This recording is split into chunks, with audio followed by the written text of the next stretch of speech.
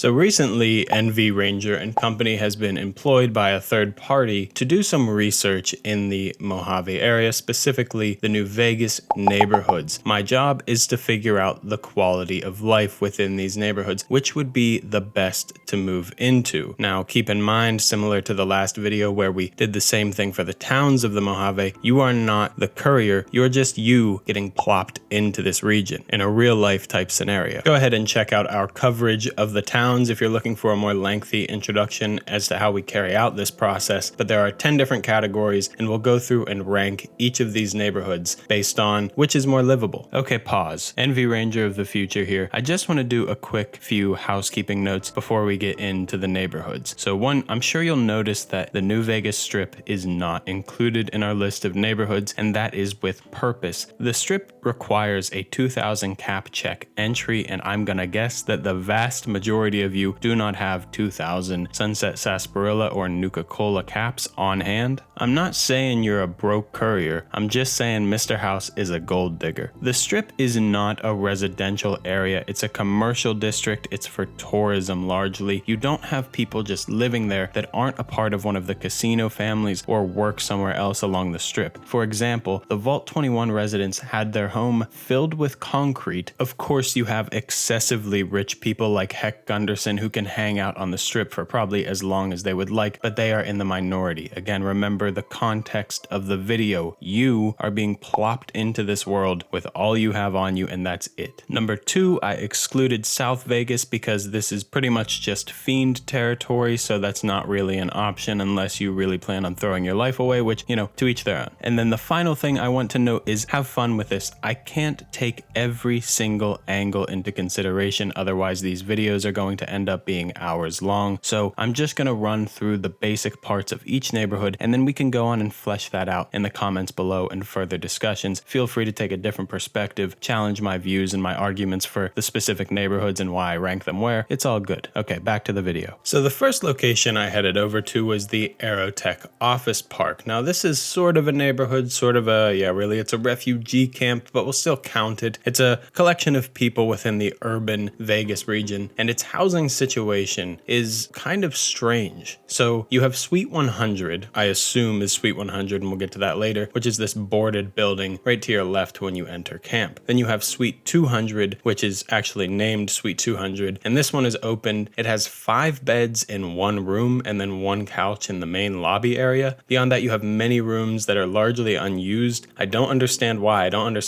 Every single refugee in camp wants to sleep in the same room, which is covered in tin cans. It's not every single refugee in camp rather, but all the refugees that live in a building crowd into this one and into one room. So then we have what I can only call Suite 250 because we skip a building and then we're in Suite 300. I don't understand the numbering in these suites. That's why I was saying Suite 100 for that first building, because you would assume the suite that comes before Suite 200 would be Suite 100, but then the suite that comes after Suite 200 isn't Suite 300 because Suite 300 is this one over here. Anyway, maybe one of you in the comments who knows a bit more about office parks can further inform us about the layout here, but here's what we're going to go with for now. This is Suite 100, this is Suite 200, this is Suite 250, this is Suite 300, and this is Suite 400. Currently, the only buildings in use are Suite 200 and Suite 300. Most of the refugees seem to go into Suite 200, and then maybe Captain Parker and Bert Gunnerson, the follower of the apocalypse, who is also a doctor on site. Maybe they live in Suite 300. That leaves us with 3 open buildings, not to mention Suite 400 is the largest of these and has a second story, which could be really useful for defense purposes, but we'll get to that later. Some of these buildings may be derelict, but it's the post-apocalypse. You have nothing better to do, so crack them open and get to work. This is potential housing. We also have this tent set up in the central courtyard, which has 10 beds inside of it and absolutely no privacy. And finally, there are 2 large, similarly styled buildings just outside the walls. This could be a bit dangerous, but if you want to spread your arms a bit and get away from all the rabble in here, that might be an option as well. Now, in terms of a doctor, we do have one luckily, which is a huge plus. His name is Bert Gunnerson. He's a former follower of the apocalypse. He's admittedly not the best doctor, but that's better than nothing. The larger downside is that this camp is full of addicts, and they probably need a lot of attention from Burt Gunnarsson and assistance while they're going through withdrawals, or they're relapsing. All sorts of things could be going on, so he's going to be spread quite thin. There are no merchants for trading within the Aerotech office park, but it is near Highway 95 coming into Vegas, so you could wait for a passing caravan, or you could walk to the Gunrunners or the Crimson Caravan, which are a bit further north, closer to town. You have to go quite a ways though. There's nothing within this location. When looking for a clean water source, you're only going to find irradiated sources on site. It is said that the NCR provides in this regard, but they struggle given the large amount of people in camp. On the other hand, you could try and sneak over to the NCR sharecropper farms and suck out of their pipes.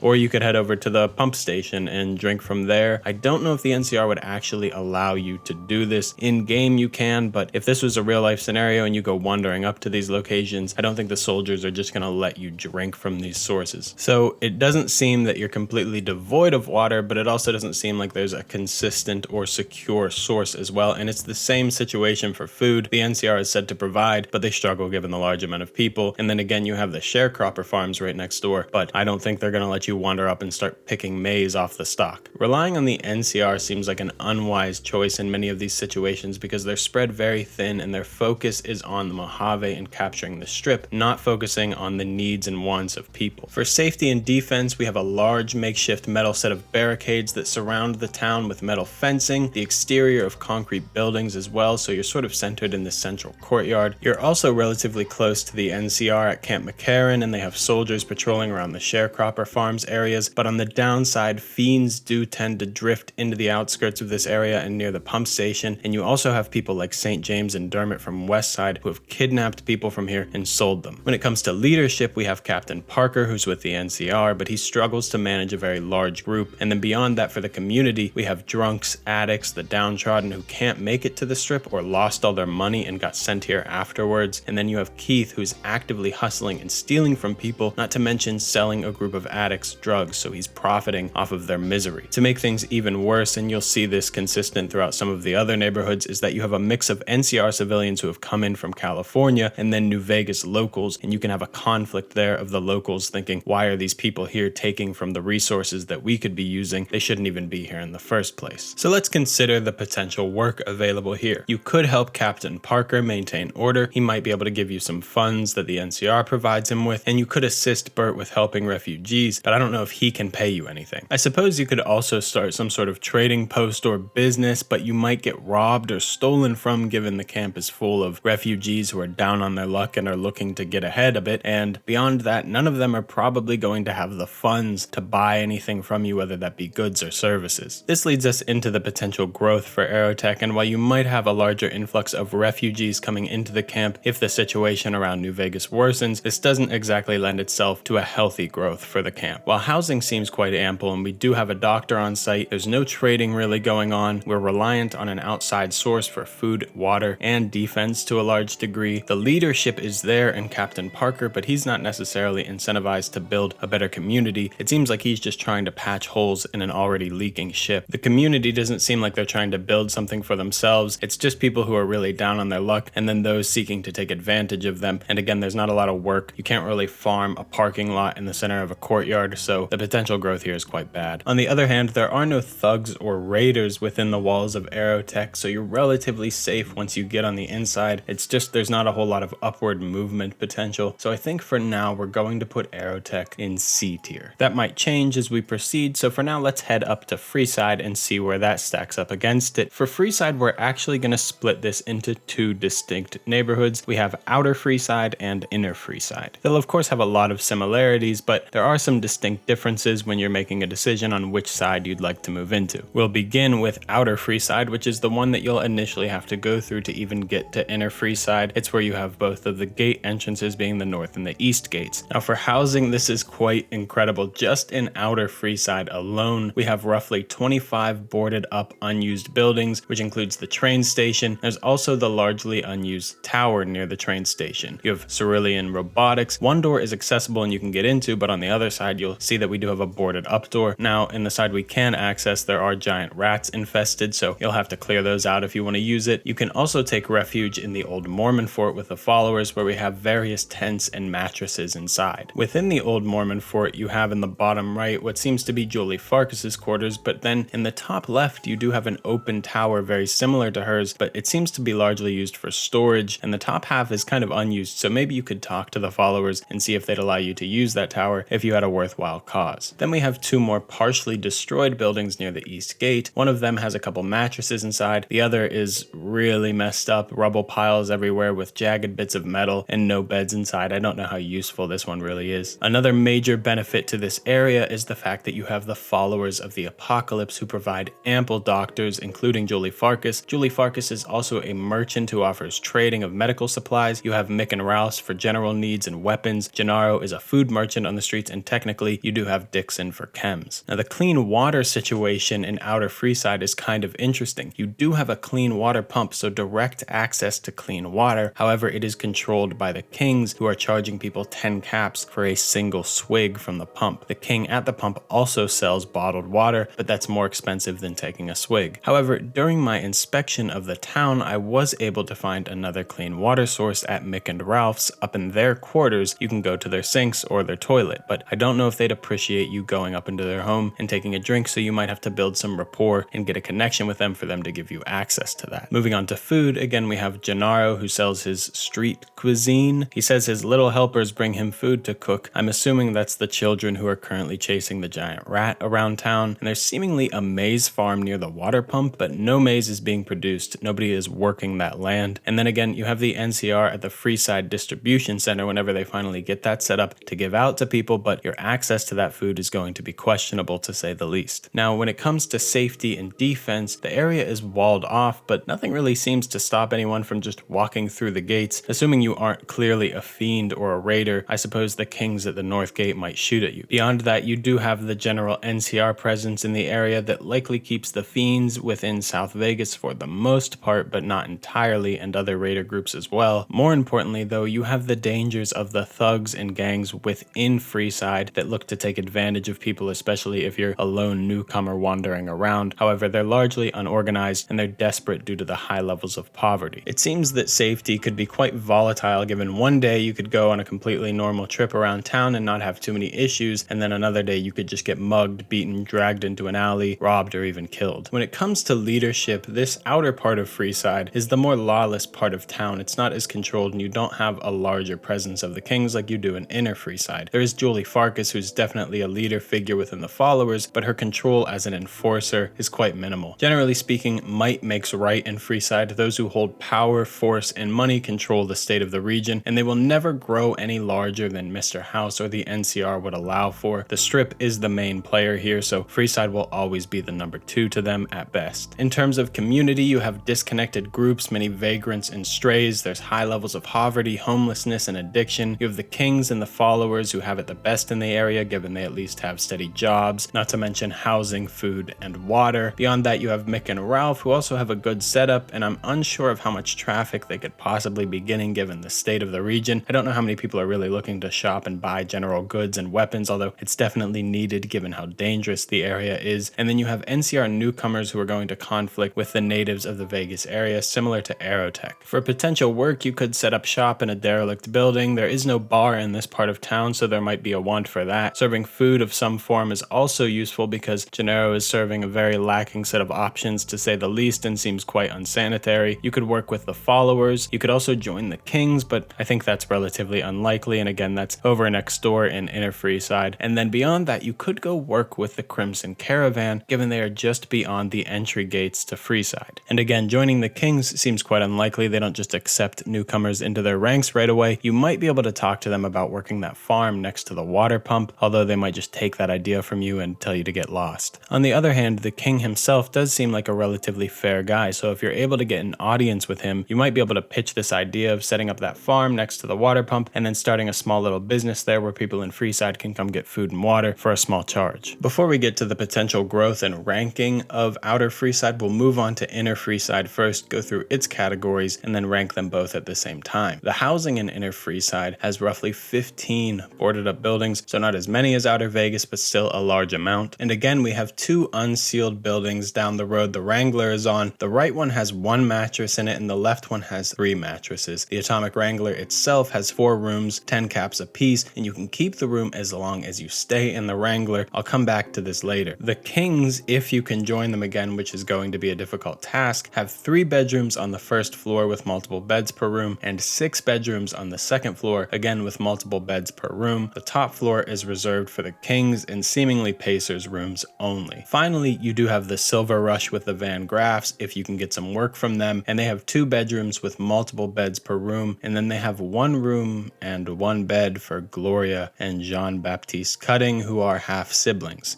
Little weird.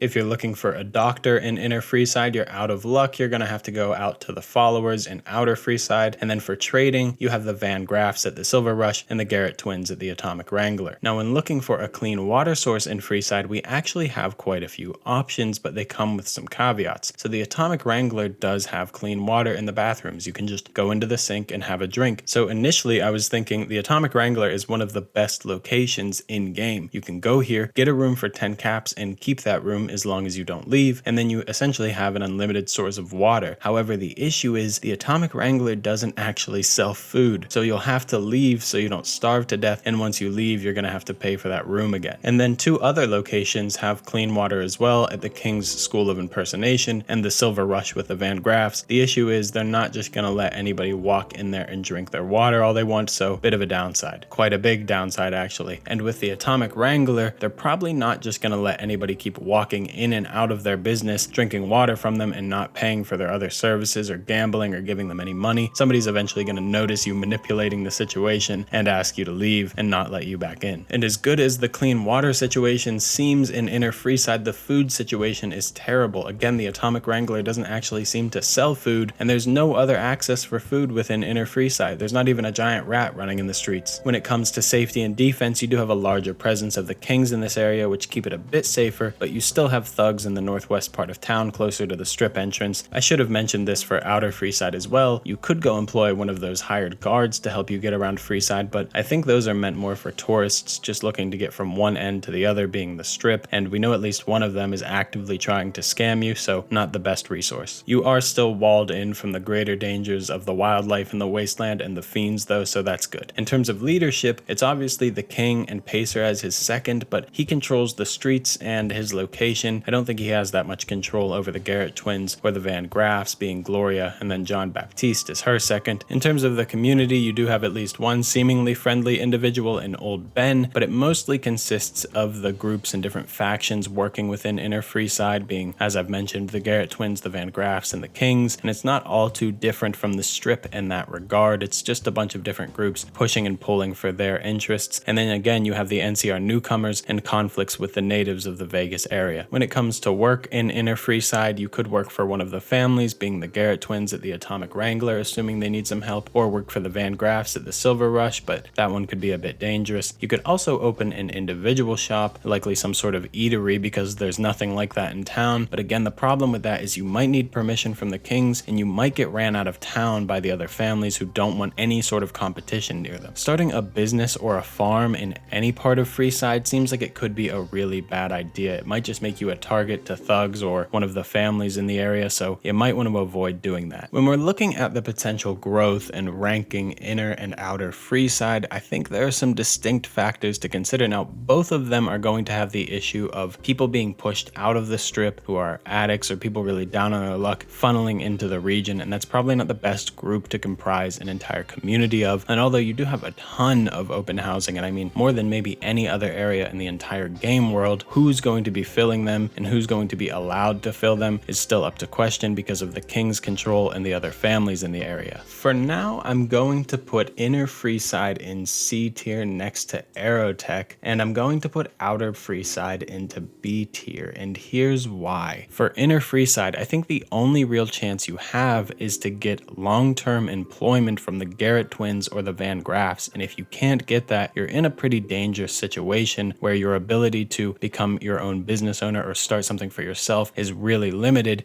Your access to resources is also really limited as well, so you're either with these families or you're out on the streets and you don't have any choices because of the control they have over the region. Whereas at least in outer Freeside, you can work with the followers and maybe set something up in one of those buildings nearby and get their assistance and their go ahead, and then those other factions are less likely to come step on you and get rid of you because you're working with the followers and have their backing. That's not to say that you won't run into issues, but I think your best bet is to stay out of sight and out of mind of those larger players. The followers are your best bet, or maybe you can again go work for the Crimson Caravan or somebody nearby outside of Freeside. And I am going to leave inner Freeside behind Aerotech as a slightly worse option because again, I think you're in a rough situation if you can't get a job with one of the big families, whereas Aerotech, you don't have a lot of room for growth, but you can just kind of exist and live your life there with, various amounts of issues. But within inner Freeside, I think there's a good chance you just end up dead if you can't figure out something. I also want to note these two enormous buildings of sorts that line the road right up into the main gate to the strip don't have doors. I can't find ways into them, so I didn't count them as potential buildings to go into when doing the boarded building count. Next, we'll make our way up to the peachy place of North Vegas. So the housing situation here does have a pretty large hotel called the Gray Hotel, where many of the townsfolk live. There are 16 rooms, 8 across 2 floors, with multiple beds in each room, so you might not have the most privacy, but you are in a building at least. If you don't enjoy sleeping in a building and like to spend your nights out under the stars, there is a makeshift bed in front of the Gray, and then you have a couple more makeshift beds within the rubble of these destroyed buildings. Oddly enough, there is this unsealed building that does have something of a roof, but nobody put their bed in there. I don't know why. Another strange reality of North Vegas is that there are no boarded up buildings within the actual confines of the North Vegas square, but if you go just beyond the walls, you will find roughly 8 boarded up buildings. It seems that the majority of North Vegas residents, though, live in the sewers down below. This is pretty dystopian, and I don't know how many of you want to become mole people, but it's an option. To make matters worse, there is no apparent doctor in North Vegas. You would have to go all the way over to the New Vegas Medical Clinic, or I guess you could also go to the followers in outer Freeside at the old Mormon fort. When it comes to trading and merchants, Crandon, the town leader, will claim that they have trade, but there are no traders in town, so he's a liar or they're just not showing their faces. Continuing on the downward trend, there is no clean source of water in North Vegas. There is, however, irradiated water on the sewer floors, so if you're desperate, have at it. There is also no apparent source of food aside from maybe hunting rats in the sewers, and then there's abandoned farms north of town, but raiders roam here, and the townsfolk express that it is unsafe in the wasteland, so they would know leaving these walls, leaving the confines of the North Vegas square is a bad idea, even as bad as it is within them. For safety and defense, we do have large makeshift walls similar to the other neighborhoods that we've covered, and then you have Jules and Crandon who seek to keep the town clean and peaceful, with a few others they mentioned, though those few others are not really seen. And then in terms of dangers, you do have fiends, giant rats, and ghouls who are encroaching the town through the sewers. For leadership, as I've mentioned, you have Crandon, who has self-appointed himself the leader, along with Jules, who seems to be his second in command. And for the community, aside from those two, it's a really rough sort. Many of the townsfolk are seeking Jet, expressing feeling like they have nowhere else to go. Spirits seem very low. It's also not a very welcoming community. They're quite shut off. They seem to be very proud of being independent despite not being very good at being independent. And the NCR is actively disliked because, again, the NCR just kind of comes through, does what they want with the area, and doesn't really care about the people in the region. Now let's look at the potential for work. I think your best bet here is you have to go directly to Jules or Crandon and express how you share the values of independence with them to get them to accept you into the community, because they could certainly use another like-minded individual like them who wants to help things get a bit better here. Starting a business of some sort here could be a bit risky and put you as a target, but I don't think you're as much of a target or at as much of risk as you would be in a place like Freeside, and that'll take us into the potential for growth. So we do have similar issues in North Vegas that the other neighborhoods have, like poverty, homelessness, and addiction, but unlike Aerotech, people are not refugees in North Vegas largely. It's people who are actually citizens of this neighborhood and have ties to the region. And then unlike Freeside, you don't have any huge power families that try and control everything that goes on within them and would stop you from starting your own thing. So I think we're actually going to move some things around here. We're going to leave Aerotech at C tier, but then we're going to drop inner Freeside down to D tier for the issues that I've expressed with that and its inability to grow because of the power dynamics. We're going to move North Vegas into B tier, and then we're actually going to put Outer Vegas up into A tier. Outer Freeside, of course, has its issues, but I can't understate how useful the followers of the Apocalypse are as a group just to the greater Vegas region, and your ability to join join them should be quite easy. Not to mention, Mick and Ralph seem much better than the Garrett twins or the Van Graffs. And this will take us to our final neighborhood of Westside, which is obviously going to go into S tier. And before we get into that, I want to say it had a large role in my reasoning for moving North Vegas into B tier, because I think North Vegas has the potential to become something closer to Westside, whereas Freeside, you really don't have that same kind of potential because of those other groups. And Aerotech, same thing with that. There's not a burgeoning community or the potential for one, at least within Aerotech. So North Vegas, not because of its current state, but because of its potential, gets moved into B tier. I still don't think it's as good as Outer Freeside though in its current state, which is why that's still above North Vegas. So let's get into our S tier neighborhood, Westside, because it's not without its issues. So for housing, you have roughly 6 open rooms in the Casa Madrid, and then roughly 17 abandoned or boarded up buildings / motel rooms throughout town. And then you have makeshift beddings, which are often placed under motel canopies on the streets. So there aren't actually a ton of living quarters within Westside when you first come in, but there is a lot of room for growth and potential with all the other buildings throughout town. Now, here's a huge factor that could lead to some reconsideration in our rankings, because Westside doesn't actually have a known doctor within it. To make matters worse, you aren't even close to another doctor. So for example, a place like Inner Freeside, you can at least go to the Followers of the Apocalypse who are just next door in Outer Freeside. If you're in North Vegas and don't have a doctor at all, you can at least go to the New Vegas Medical Clinic, or again, the old Mormon fort with the Followers there, and then Aerotech does have a doctor within it. Westside has nothing of the sort as far as I can tell, so that's a pretty big issue. On the bright side, you do have a good amount of trading and merchants within Westside. You have Clayton Etienne at the Westside Co-op, where the food sold there is produced by the local farms and they share the profits among the local farmers. You have Klamath Bob, who sells liquor and drinks, and then you have Miguel's pawn shop for general goods. For clean water, this is just a flat out yes. Anderson, one of the Followers of the Apocalypse, helped fix up the North Cistern to produce fresh, clean water. And then you also have water in the Casa Madrid, but it's irradiated, so I would go to the North Cistern for your water. For food, once again, this is just a yes. It's produced by local farms. Now, if you work for the farms and become a farmer, I'd assume you get to eat some of the food you produce, but then you could also go buy it from the Westside Co-op. When it comes to safety and defense, we do have some huge pluses and some huge negatives. So you have these car walls and makeshift walls all around town, similar to the other neighborhoods, but then you also have the standing Westside militia, which is a big benefit to the area. And then potentially an even bigger benefit is Mean Son of Bitch, who is a super mutant that helps defend the town and do odd jobs requiring likely his strength. Beyond that, it seems that everybody within town generally does their fair share of either farming or roaming the streets at night, patrolling, making sure that nothing is getting out of line. Unfortunately, you do have the Scorpion Gang, which has a presence at the nearby Monte Carlo Hotel, and then even worse than that, you have a large Fiend presence in South Vegas that does stray north towards Westside, but they're largely occupied with the NCR for now that they've moved into Camp McCarran. Another issue worth noting is that you do have this presence of Dermot and St. James who sell people into slavery, similar to what they do in Aerotech. I'm assuming they might also do that to you in Westside, so that is a bit of a problem. When it comes to leadership, there isn't really one person in charge. It's more of the community that comes together. It's a group of farmers and militia members that have similar values and ideals. It seems like by far the best community out of the neighborhoods that we've discussed. And then you also have the nearby Thorn for entertainment for people, to keep people kind of relaxed and take their minds off of the general struggles of the wastes. The potential for work here is really open as well, especially when compared to those other neighborhoods. You could become a farmer, you could join the militia, which obviously could be dangerous. You could also try and set up your own business in one of the abandoned buildings, salvage and prospect in those nearby buildings. There also seems to be a couple of abandoned motels that you could take over and run them. I know there's another motel in town in the Casa Madrid, but that one specifically offers prostitution and it's kind of loud in there, so you might be able to offer something a bit quieter for those folks that are looking for it. And then finally, you could also work at the Thorn, although that might be dangerous. When it comes to potential growth, I think again this is the best of all the neighborhoods. You have that clean water that allows for the farming to continue and to grow and spread out, and you have many open abandoned buildings, not to mention you have attractions like the Thorn that could attract people to come in for certain levels of tourism. I mean, who wouldn't want to come see Deathclaws fight in the Vegas area? Better yet, this is a safer and arguably more ethical form of gambling. I know you're having animals fight each other in a cage, but at the very least it's not the casinos robbing people using the slot machines and things like that that are obviously going to be leveraged in the favor of the house. So this is our final assessment of the neighborhoods around the Vegas region. If you saw the towns video, spoiler alert, Jacobstown took S tier, and I think Westside in many ways is the Jacobstown of the neighborhoods. It's the furthest away from the strip, so you get much less of that influx of people really down on their luck and various addicts and other people getting pushed out of the strip or not making it into the strip like those other neighborhoods have an issue with. Westside doesn't have that as much. You also have clean water like Jacobstown does, and you have at least one super mutant in this case helping defend the town, which is a huge benefit that can't be understated. Anyways, I have to get back to my employer and turn this report in. Let me know if you disagree with the ranking here, and should I be fired? I'll see you in the comments.